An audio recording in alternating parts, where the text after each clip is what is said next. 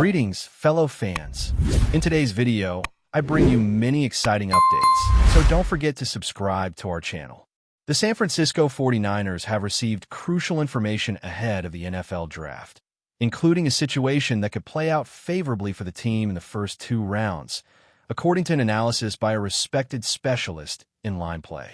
This analyst expressed confidence in James Pierce Jr., and we will discuss his thoughts. But stay with us, even if you're already familiar with these details, because we're going to explore the possibility of the 49ers actually adopting this strategy. The commentator suggests that the team should consider selecting James Pierce Jr. with the 11th pick. He stands 6 feet 5 inches tall and weighs 245 pounds. At the Indianapolis Combine, he recorded an impressive time of 4.44 seconds. Observing his performance, his speed during plays becomes evident. Moreover, he has the agility to escape tackles in open space. He can play standing up or in a 4-point stance. One of his most notable abilities is his consistent ability to collapse the pocket, demonstrating an effective transition from speed to power, dominating players like Caden Proctor, who weighs 100 pounds more than him, pushing them back toward the quarterback. The 49ers need to strengthen their speed and athleticism on defense. And with his combination of agility, size, and speed, James Pierce Jr. could prove to be an ideal pick. This is the analysis of James Pierce Jr. as the 11th overall pick, a first-round selection in the 2025 NFL Draft for the San Francisco 49ers. The analysis highlights key points, and we will discuss whether this is a viable option and how this could unfold if the 49ers decide to choose an edge rusher at that position, among other considerations throughout this video. To begin, the analyst highlights that we have a player who is 6 feet 5 inches tall, weighs 245 pounds, and runs the 40-yard dash in 4.44 seconds. This is a great starting point, showcasing exceptional speed and agility that could help him evade tackles on the field. He has the ability to play both standing up and in the 4-point stance, and he can collapse the pocket consistently. Let's focus on these details. First, we have an athlete who weighs 245 pounds and runs the 40-yard dash in 4.44 seconds. Without a doubt, this is a fantastic start, right? His high-level speed and agility could create opportunities on the field. He could position himself standing or in a 4-point stance. His ability to collapse the pocket with an impressive transition from speed to power is remarkable. It's hard not to get excited about this prospect. The only uncertainty that remains after all this exciting information is whether this promising player will still be available at the 11th pick. Now, let's examine this, as most of the players who stand out in the draft are listed on screen. Of course, we have Cam Wards, Abel Carters, Travis Hunters, Shader Sanders, and others. We also can't forget about Mason Grahams, another important defensive line athlete who could be chosen early, just like Jalen Walker's. So, these are the names in question. The only other pick I haven't mentioned is Will Johnson. Many believe that the 49ers would opt for Will Johnson. However, the prevailing opinion is that James Pierce Jr. would be the better alternative. There's a lot to consider about how James Pierce Jr. would fit into the 49ers, and we'll definitely discuss more about this soon. However, when you look at this list, you'll notice that James Pierce Jr.'s name is not included because he's not expected to be chosen among the first 11. Nevertheless, everyone agrees that he should be selected in the first round. So he's a first-round talent that the 49ers, if they choose to pick players earlier than expected, should consider at the 11th pick. It doesn't matter if you get solid first-round talent, and he becomes an instant contributor. It doesn't matter whether it's the 11th, 15th, or 19th pick. What matters is that you make your selection. Unless, and this is something people have mentioned about Ricky Pierce, the 49ers could have traded down a bit and still selected their player. That's the uncertainty. The order of the pick, whether it's the 11th, 15th, or 19th, becomes less relevant once the pick is secured. However, the question raised by some is whether the team could have traded to a slightly lower position while still securing the player they wanted. This is a question that will remain open, similar to a hypothetical situation where a particular athlete stays available for 10 more picks. Could another party show interest in selecting the team's option? These are all valid questions and could be discussed for quite some time. Personally, I'm in favor of going after the player you want. If this is the player you're after and he fits your system, which we'll discuss later, then that's the route to take. That's my opinion. Now, most of the action for a given player happens at the edges, and his quickness off the line, along with his ability to evade opponents in open field, makes him a suitable choice for a wide 9 defensive line. This aligns well with a specific vision, as everything seems to fit together. However, it's also crucial to consider how an evaluation service ranked him. They ranked him as the 23rd overall player, a respectable placement in the draft. While this doesn't directly indicate when he will be chosen, team needs often outweigh these rankings.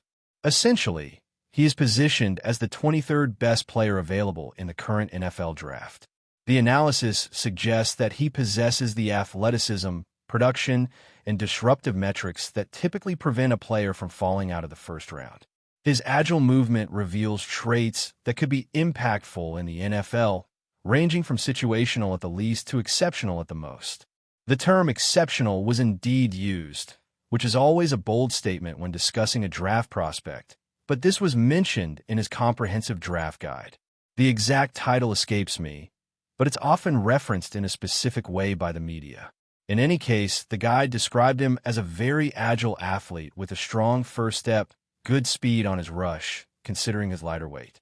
In a detailed draft guide, frequently cited in a specific way, a player is noted for a very agile playing style, characterized by a quick initial burst, good speed relative to his lighter frame, and solid snap anticipation, with suitable pre-snap movements. He consistently targets the half-man and shows remarkable pursuit speed when tracking the ball carrier. Although this analogy may not be entirely accurate, it's important to clarify that there's no intention to suggest he mirrors another prominent athlete. Nevertheless, he possesses certain qualities that reflect those shown by exceptional talents. This player is on the lighter side for someone who stands 6 feet 5 inches tall, and his build is more slender, which does present some challenges. However, this trait could actually work in his favor for a wide 9 alignment, where both speed and quickness are key. Given his notable power, adding significant weight may not be necessary. Therefore, his size and speed are valued, and there's optimism about what he could bring to a team. If he's the pick, there's a strong chance that the team will secure both edge positions for the first time in a long time, which is certainly exciting. However, selecting an edge player raises questions about the remaining defensive tackle options, especially since that position also needs urgent attention early in the draft. This perspective suggests prioritizing the reinforcement of the defensive line, ensuring that both an edge player and at least one tackle are secured early on. So, how does this scenario look if the pick is an edge player at the 11th spot rather than a tackle? This is a narrative that has been developing recently, highlighted by another player's visit, further shaping the story being crafted through top visits, showcasing the potential benefits for the team. Today, news came in about a recent visit from a player. This discovery reinforces the ongoing narrative that has been laid out through the top visits, underscoring why this scenario might be favorable for the team. When analyzing the players who have drawn significant attention, observations have been made. The defensive tackles under evaluation include several individuals, with the key aspect being that they're all expected to be late first-round or second-round prospects.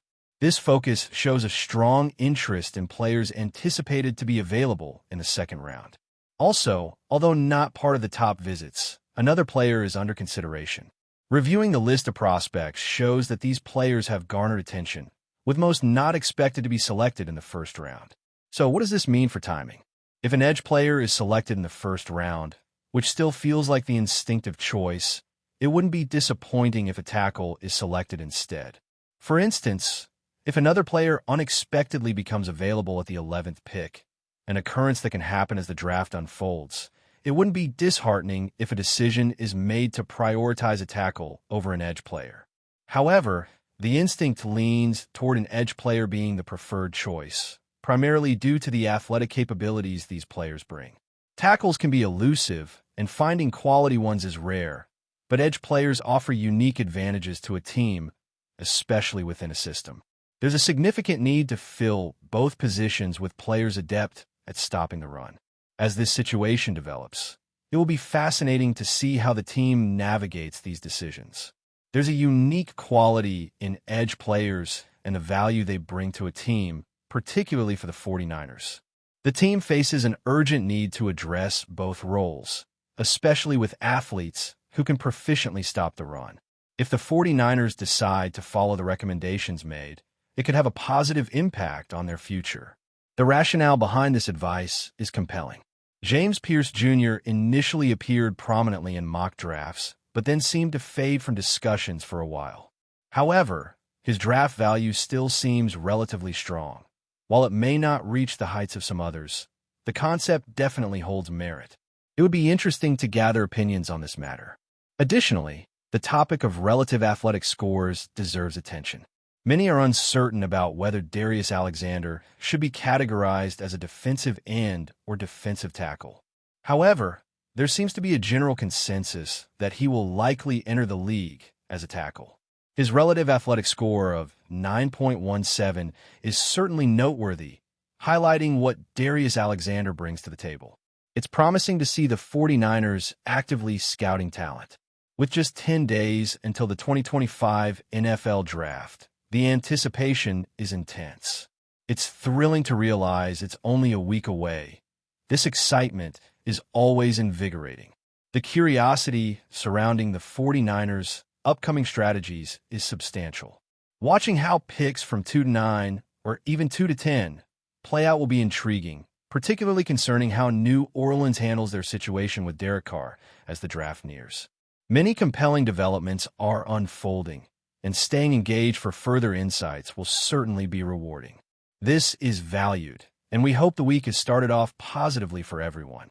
But before we dive in, don't forget to subscribe to 49ers Zone and hit the like button on this video. Your support helps us keep bringing you the latest updates on the San Francisco 49ers.